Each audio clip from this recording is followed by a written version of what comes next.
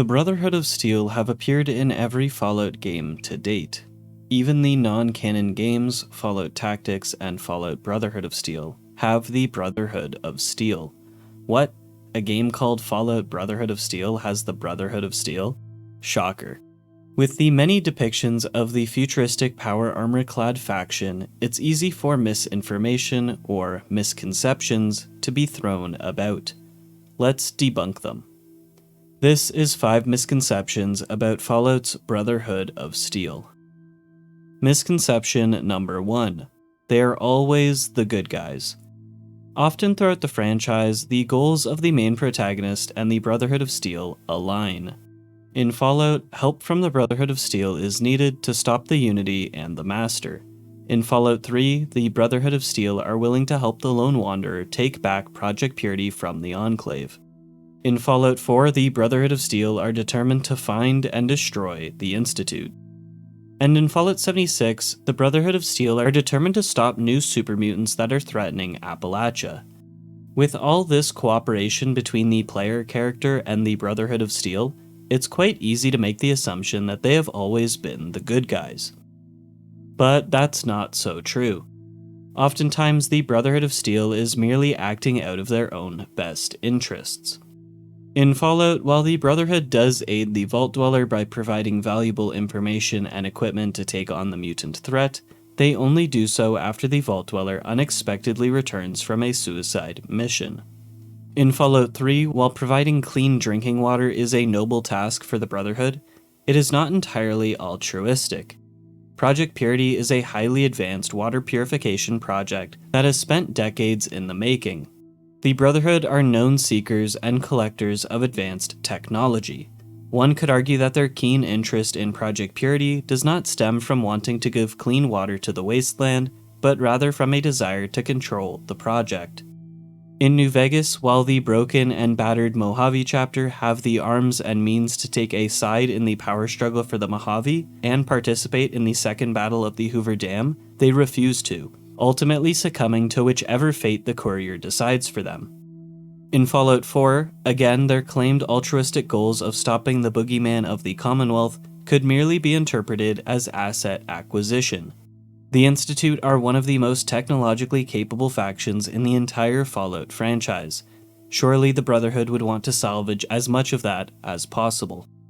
And in Fallout 76, the 1st Expeditionary Force makes sure that the scientist behind the new mutant threat, Edgar Blackburn, is brought in alive in order to obtain and learn everything about his FEV research.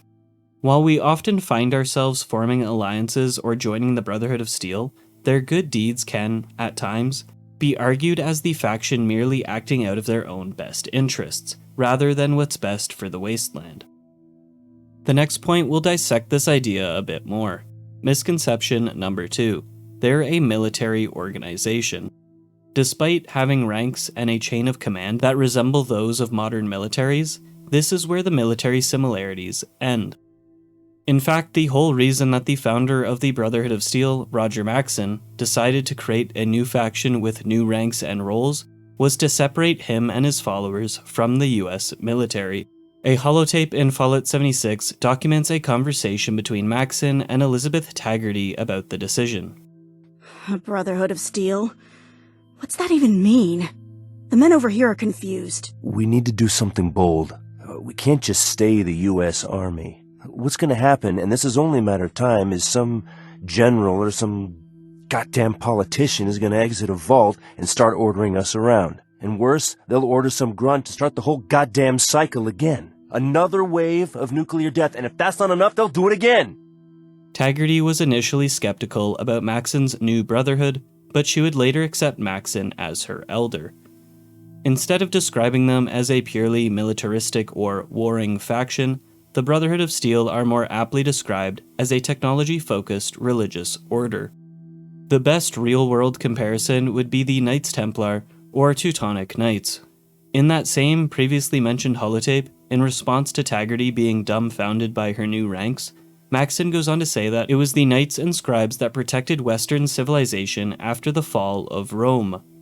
Maxson was aware that in order for the Brotherhood to be successful, it had to have its own traditions, mythology, and belief system.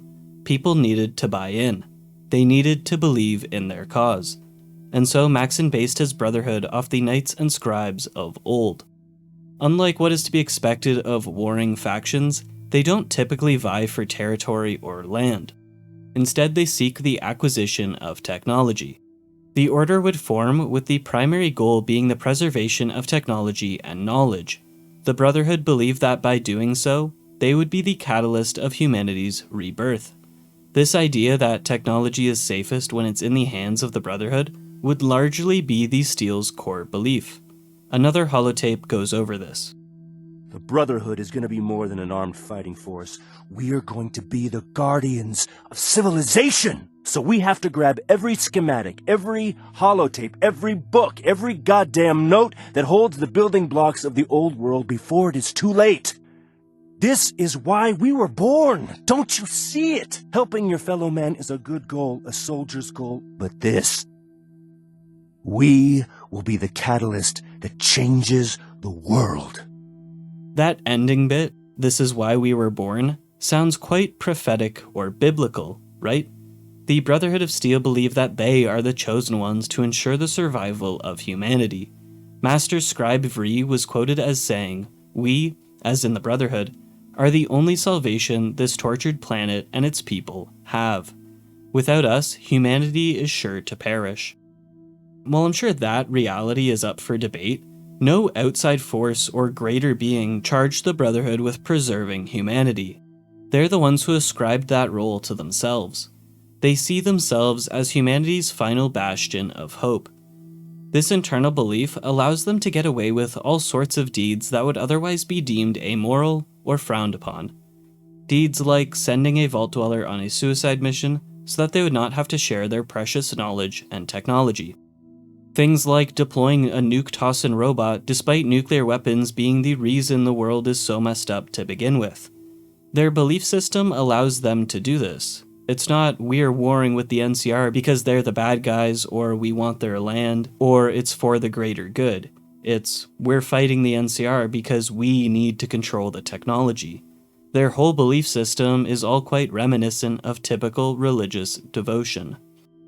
So yes, while the Brotherhood does come off as purely militaristic, they do maintain and are guided by a set of core beliefs and values. I would say this would make them more of a religious order. On to the next misconception. Misconception number 3. They're the most technologically advanced faction. Despite the Brotherhood of Steel's reverence for technology, they're not actually the most technologically advanced faction. While they do have the armaments that rival even the best equipped groups across the wasteland, and pilot some of the only known post-war flying crafts, there are other factions across the wasteland that rival the Brotherhood of Steel. The first that comes to mind are the Brotherhood's foil in Fallout 3, the Enclave. Due to the Enclave's close ties with the pre-war military and government, they had access to many top-secret and prototype schematics of pre-war America. These included the experimental Exo-1 power armor and the Vertibird. Because of this, like the Brotherhood of Steel, the Enclave are equipped in their own version of power armor and have access to a fleet of aircraft. In contrast to the Brotherhood's laser weaponry, the Enclave typically employs plasma-based guns for their ground troops, the classic red vs. green showdown. In addition to all this, the Enclave might have been the only group to successfully craft a series of mutation serums designed to modify human tissue. The next faction whose technology rivals the Brotherhood of Steel are the former Chinese submariners, the Shi. This reclusive bunch are wildly advanced in terms of their manufacturing and research. Through exploring the Steel Palace, the Chosen One discovers a ton of various ongoing projects. 1. The group is capable of restoring pre-war power armor. 2. They're close to rediscovering nuclear power and space travel. 3. They have created a new fuel using plant extracts and sea life. And 4. They're working on breeding radiation-resistant plants to repopulate the wasteland. And they do all of this from their small base. That's quite impressive. Continuing the trend of talking about other techie factions, the Institute definitely rival the Brotherhood of Steel in terms of technology. Ethics aside, The fact that they are capable of creating a synthetic humanoid army to either carry out menial, laborious tasks or take on high-risk combat encounters proves that the underground group are quite ahead of even the most advanced factions. Their subterranean living space is a scientific utopia, free from the environmental hazards of the wasteland. They manufacture their own energy weapons and armor in-house. Genetically altered crops and food synthesizers sustain the human members. Conrad Kellogg proves that the group's cybernetic augments are successful at improving combat prowess and extending a human's natural life. And maybe their crowning and most impressive achievement is their vast and powerful teleportation network. Capable of instantly teleporting groups of folks, the Institute's teleportation technology is unmatched. With that being said, there's only one other faction that I can think of that uses teleportation technology. And that is the Think Tank. The Think Tank is the last faction that we'll be mentioning today, who is technologically competitive with the Brotherhood of Steel. Made up of a group of pseudo-immortal pre-war scientists, the Think Tank is responsible for many of the mad science inventions found in New Vegas' Old World Blues and Dead Money DLCs.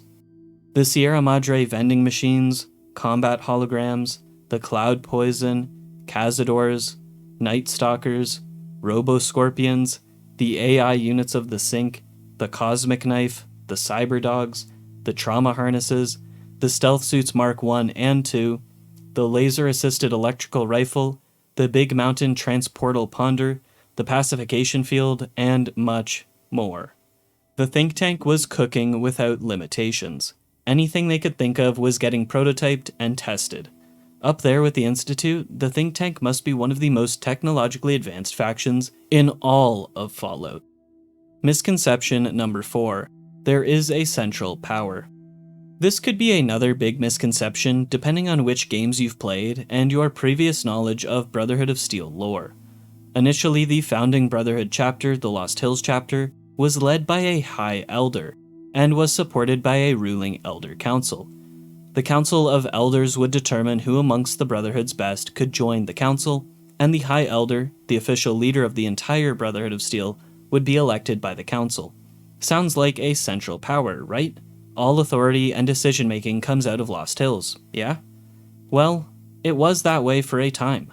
But as the Brotherhood influence spread and new expeditions were sent across the wasteland, these new chapters began operating under their own authority, separate from the Elder Council. Chronologically, the first group to go against the authority of the Elder Council was Paladin Layla Romani's first expeditionary force. Romani, upon reaching Appalachia, was adamant about providing aid and protection to the citizens of the region. She wished to transform her Brotherhood contingent into an independent and altruistic group focused on keeping the peace in the region. The group's second-in-command, Knight Daniel Shin, was more ingrained with the codes and laws of the Brotherhood of Steel. This disagreement between leaders would serve as a secondary conflict during Steel Dawn and Steel Reign that the Vault Dweller from 76 would be forced to take a side on. The next chapter that would go rogue, so to say, would be Elder Owen Lyon's Brotherhood of Steel. Initially tasked with recovering all advanced technology from East Coast bases and cities, Lyon's goal swiftly changed upon his arrival to Washington, D.C. The discovery of a new threat, the supermutants, would lead to a change in priorities. Convinced that the supermutants were the leading problem facing the common capital wastelander, Lyons and his entourage would seek to eliminate them, while bettering the lives of the commoner. This would lead to a slight fracturing of his group, with Paladin Henry Kasdan forming the Loyalist Outcasts. And lastly, Elder Elijah's Mojave chapter was formed out of disagreements between Elijah and the Elder Council. Elijah wished to develop new technologies, but the more traditional members did not approve. So, in order to prevent any further confrontations, the Elder Council fitted Elijah with a team and sent the scribe-turned-elder eastward to the Mojave, officially tasked with securing the Hoover Dam. But upon discovering an old solar power plant, Helios 1, Elijah would become enamored with the pre-war facility. Elijah would forget his assigned task and move his chapter into the old building. While the Mojave chapter still went about collecting pre-war technology, Elijah's fascination with Helios 1 would result in the NCR being the first to the Hoover Dam. So yes, while the Lost Hills chapter still remains as the leading chapter and houses the highest ranked Brotherhood of Steel member, the High Elder, As more chapters moved away from Lost Hills, the authority and influence of the High Elder and Elder Council diminished. This would result in different chapters having a few different policies depending on who is leading the chapter at the time. This is why the Brotherhood of Steel, despite always being called the Brotherhood of Steel, can feel so different across the games. While they do still follow their core set of beliefs, they might have different interpretations of those beliefs. One of these policies has to do with the next misconception. Misconception number 5. They detest outsiders. And the final misconception for today is that the Brotherhood of Steel absolutely detests outsiders.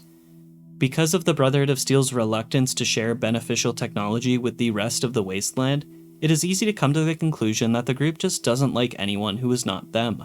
And this is partially true, right?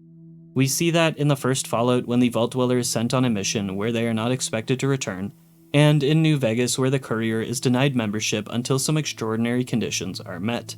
But even dating back to Roger Maxon's creation of the Brotherhood of Steel, the group has relied on aid from the outside world. In a final holotape conversation between Maxon and Taggarty, when Taggarty complains about not having enough men for her mission, Maxon orders her to find more men. He further elaborates that the Brotherhood can't rebuild society alone, and that they need help from outsiders. So from the conception of the Steel, the group was willing to work alongside and with outsiders. It was only after the death of Roger Maxon that the group began to close themselves off from the rest of the world. John Maxon, the grandson of Roger, tells the Vault Dweller that they're the first outsider they've allowed to join in nearly 20 years. If we look to other chapters, like Lion's East Coast chapter, they've frequently recruited Wastelanders into their ranks. Paladin Kodiak is one such former Wastelander turned Lion's Pride member. Kodiak was abducted from the hellscape that is the Pit, and was trained to be a member of the Steel as a child. When the Lone Wanderer first encounters Sarah Lyons and asks to join the group, she declines your application, noting that they've already got too many local conscripts as it is. When Arthur Maxon took over years later, he maintained a recruitment method similar to that of his former elder, Owen Lyons. After helping Paladin Danse locate a deep-range transmitter, he field promotes you to an initiate and personally sponsors your membership to the Brotherhood of Steel. Even the ever-so-isolated Mojave chapter are not completely opposed to outsiders. Depending on the Courier's actions, the ending slides for the Brotherhood of Steel mentions a truce between the NCR and the Mojave chapter, with the Brotherhood helping patrol the I-15 and Route 95. They didn't completely despise those who are not members. Just make sure that you're a human and not a synth, mutant, or ghoul. They aren't big fans of those folks. And that is 5 misconceptions about the Brotherhood of Steel. I suppose the big grand takeaway from this whole video, if there is one, is that despite the many chapters of the Brotherhood of Steel all sharing the same name, core beliefs, and structure, many operate independently from the founding chapter at Lost Hills. This leads to having Brotherhood of Steel chapters that aren't goody two-shoes, that ignore objectives provided to them by the Elder Council, and that welcomes outside membership and help. Thank you for listening. If you liked the video, be sure to share and subscribe. Have a good rest of your day. Cheers. This thing not been destroyed. He's still alive. Because you're wrong about him. Him! Danse isn't a man. It's a machine. An automaton created by the Institute. It wasn't born from the womb of a loving mother. It was grown within the cold confines of a laboratory. Flesh is flesh. Machine is machine. The two were never meant to intertwine.